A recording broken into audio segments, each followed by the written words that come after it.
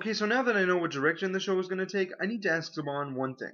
Please put out a bad episode already. I mean it, guys. Every episode since the start of this season and ultimately the end of last season has been consistently good, and to be honest with you, it's making me a bit uneasy. I'm sorry, but ever since the atrocity that was Last Laugh, I don't want to jump to conclusions and say something stupid like you're on a roll or each episode keeps getting better and better. So can you please put out a bad episode so I can stop waiting for it and then actually enjoy the show? Because all these episodes have been really, really good, and this episode is no different. This episode is titled Samurai Surprise and opens with Noah and Jake walking out of a grocery store and admiring a motorcycle that just so happens to be owned by Mentor G of the Samurai Rangers. Noah instantly recognizes him and informs Jake of who he is after Mentor leaves. In space, Prince Vakar is whining about his many defeats at the hands of the Rangers when a member of the Imperial Guard named Madakor boards the ship and says that Vakar's father, the Emperor, is displeased that Earth is yet to be taken over. In response to this, Vakar decides to lead a full-scale assault on the city, much to the displeasure of Lavira and Damaris. People of planet Earth, I am Prince Vakar. Consider this your eviction notice. Luckily, I'm feeling generous, so I will give you two options. Surrender or be destroyed. Never! How dare you interrupt me? So you're the one who's been causing all this trouble. I was expecting someone kind of different. What's that supposed to mean? We expected someone, say, more impressive. How dare you? The Rangers morph and begin fighting, eventually going super to take down all the X-Borgs. Madakor then says he will deal with the Rangers, who morph into MMPR to fight the alien, but Madakor is easily able to beat them down.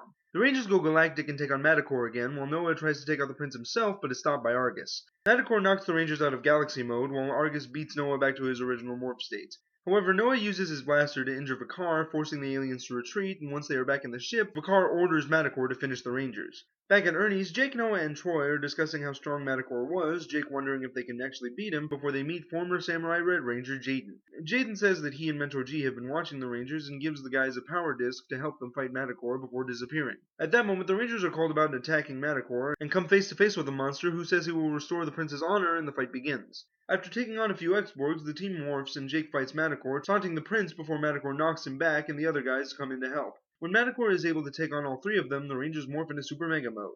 Make them pay for what they did to our prince!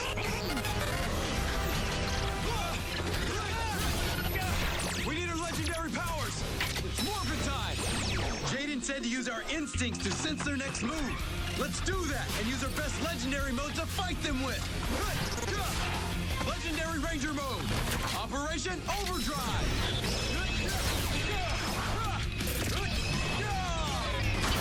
Legendary Ranger mode!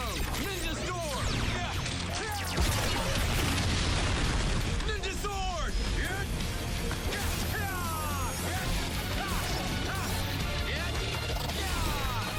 Legendary Ranger Blitz!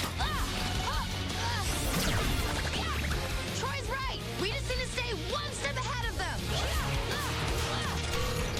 Legendary Ranger mode in space.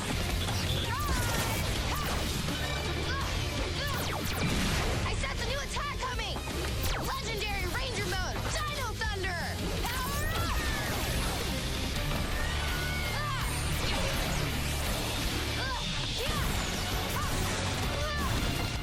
My turn! Ha! Legendary Ranger mode! CO!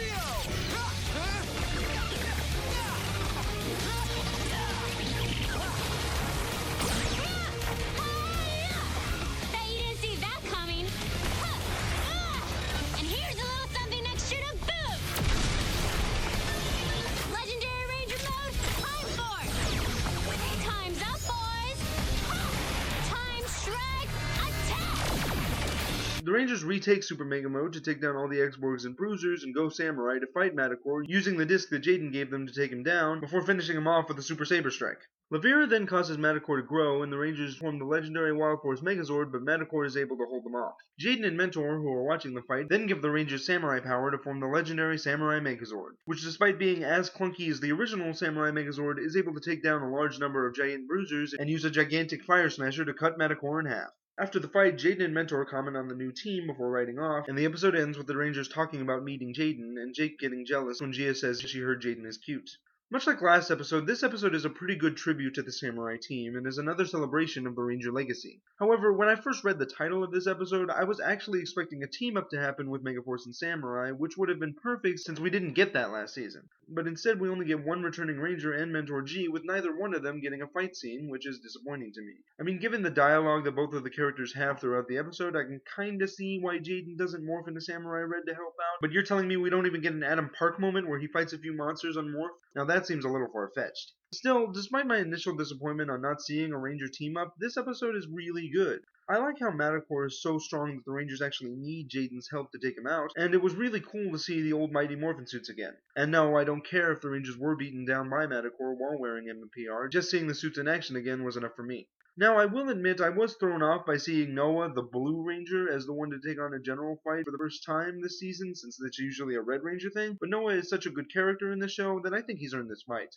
This episode also does a very good job at showing just how pathetic Vakar is as a main villain, which is something I don't mind since the show is very clearly showing how different Vakar is from Brock. And ultimately, I see Vakar's actions in this episode as the show's way of reminding the audience how much of a better villain Brock was, and basically saying that they could bring him back at any time, but they don't want to right now. Of course, I could be completely wrong about this, and Vakar could very simply be the product of parents saying that Brock was too menacing a villain. But I think the show deserves a little more credit than that.